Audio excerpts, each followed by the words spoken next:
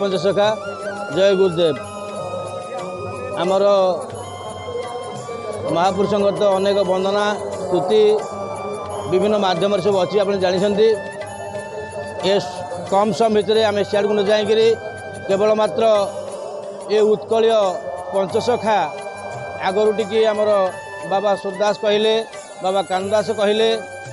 Are महत्व आ महिमा जे आम एमती सब शुणी शुणिक आसुचे आमर उत्कलर किए पूर्व पीढ़ी थिले पंचसखा थिले सी कौन सतरे गुड़ा लिखिं ना एमाने एमती किसी कहते एमती अनेक वाद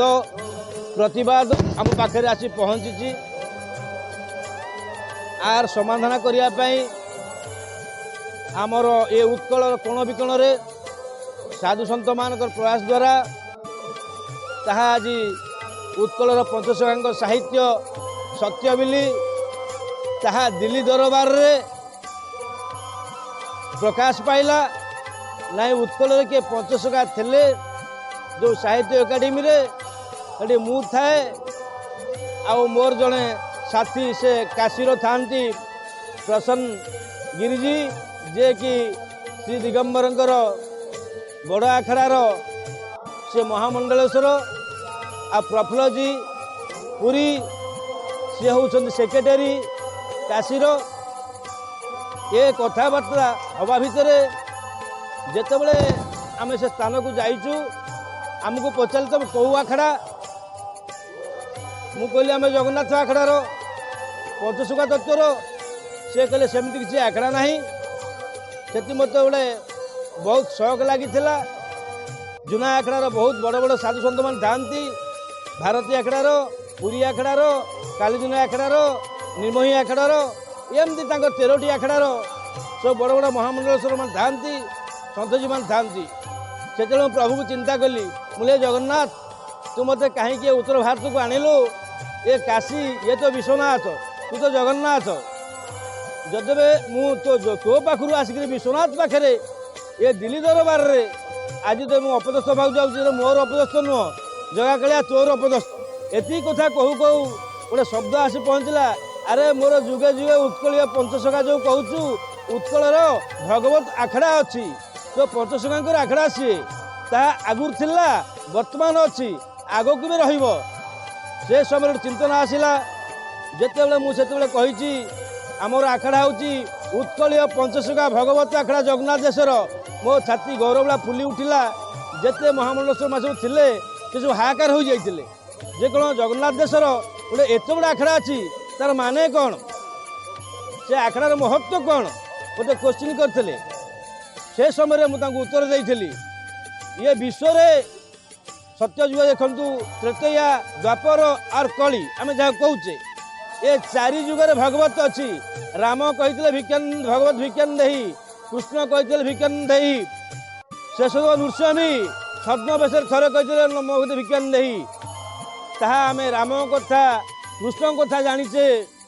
जगन्नाथ कथा जानीचे भिक्षान देही कहते तो शेषदेव नृसिंह थरे भी कही कौ जगार ना जेते बड़े क्षत्रिय माने तांकर गहना भितर भर्ती कर नथिले सेही समय तक माँ को मागी माँ भगवत भिक्षान देही मु आज जाऊँगी ये क्षत्रिय वंश को कौन करने साड़ू कहवा ना धर्म कथा बुझल कि यही आमर परशुराम कही शेषदेव नृसिंह कही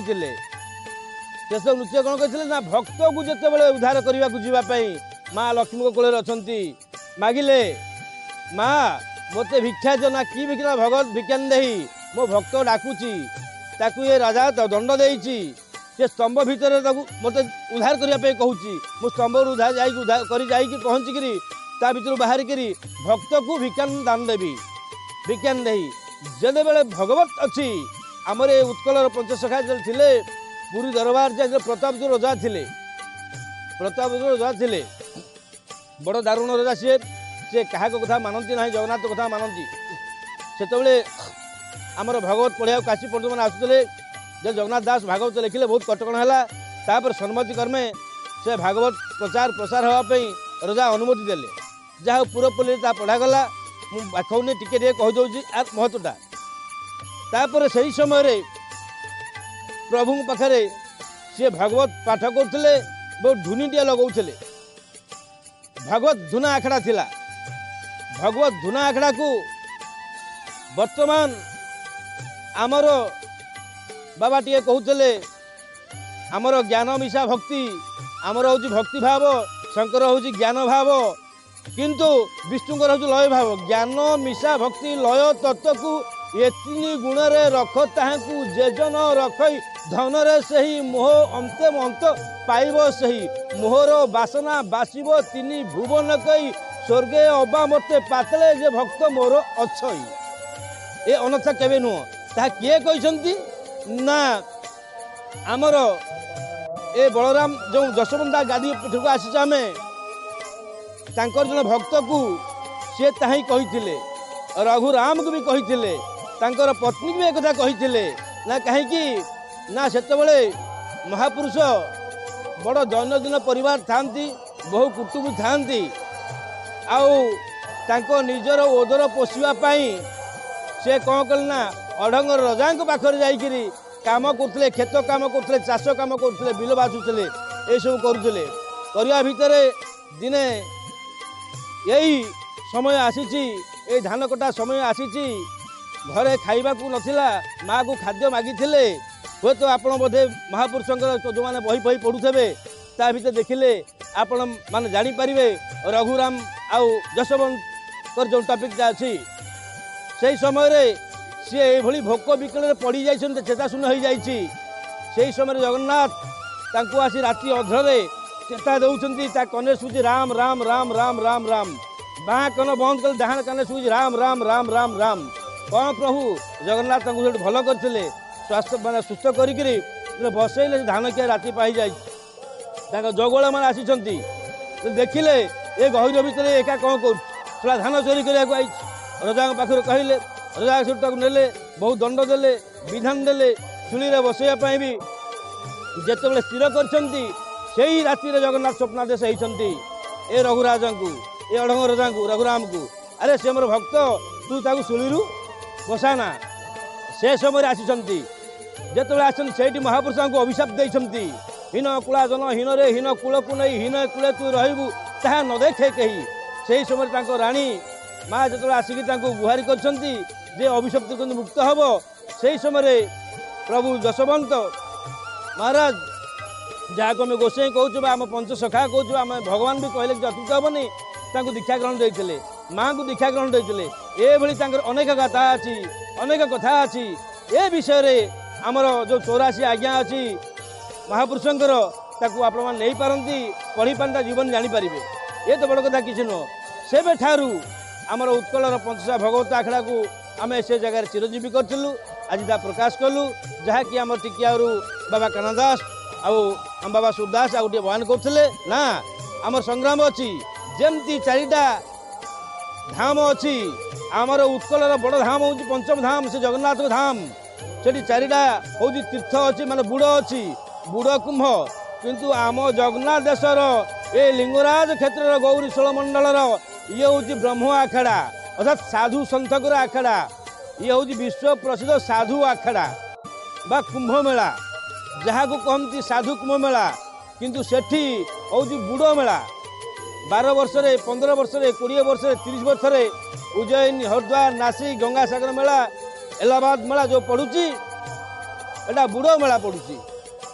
जमती आमर बाबा कहती गंगा विचार मैंने बारुणी पड़ो केशने अर्थात जो गंगा चिंता करुच्ची भक्त आसवे मत बुड़ पके मो पाप धोइबे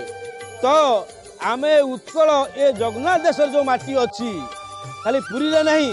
ए जगन्नाथ देशर माटी सबू पवित्र सबू कबेल्य सबू प्रसाद महाप्रसाद देखु जगन्नाथ मूर्तिका कबेल्य तुलसी कबेल्य निर्माल्य कैबाल्य अभड़ा कैबाल्य डालमा कैबाल्य खीरी खेचड़ी मालपा सरुबाली जेते प्रकार तार सब अच्छी सबू कैबल्य एमती विश्व आउ कौ प्रभु नहांती जे तांकर धूली ठालू चुली पर्यंत कार कैबल्य अच्छी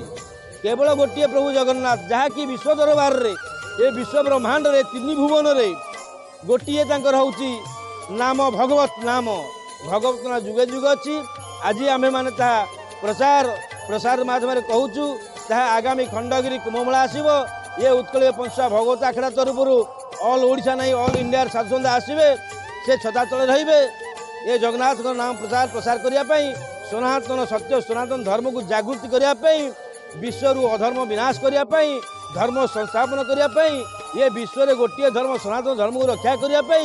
ये विश्व में गोटे प्रतीक प्रभु जगन्नाथ को प्रतीक प्रभु बोली आम प्रकाश करने आम एकबद्ध हवाई संकल्प नहीं से ही जय जगन्नाथ ये विश्वर कल्याण करूँ ये विश्व दुख हरण करूँ सर्वभक्त उत्साहित पूर्ण करते पंचसखा आज ये जशवंत महापुरुष ये विश्ववासी को सहाय हो तुम कैवल्य प्रसाद अर्पण कर ये भक्त सहाय जय जगन्नाथ जय पंचसखा।